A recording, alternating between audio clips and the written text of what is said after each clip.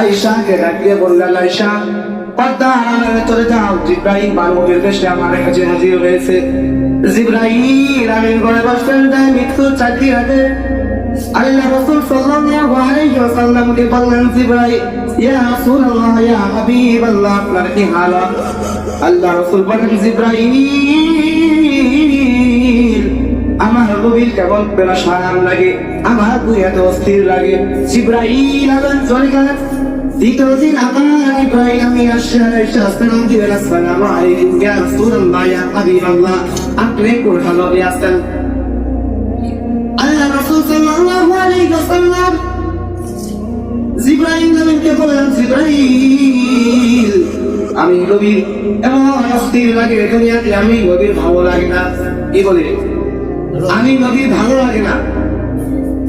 জিবরাইল আমি আবার চলে গেলেন। তৃতীয় দিন আবার আসলেন, আবার একই হালত, আবার কি একই হালত। জিবরাইল আমি চতুর্থ দিন আল্লাহ তাআলা রব্বুল আলামিন জিবরাইল আমিনকে ডাকে বললেন, জিবরাইল তুমি আমার অনুরোধ আজরাইল আলাইহিস সালামকে নিয়ে যাও, আমার বন্ধুর কাছে যাও, আমার বন্ধুকে সালাম দাও। আমি আল্লাহ আমার বন্ধুর সাথে আমি আল্লাহ সাক্ষাৎ করতে চাই। আমার বন্ধুকে বলবা আমি আল্লাহ আমার বন্ধুর সাক্ষাৎ আগ্রহী।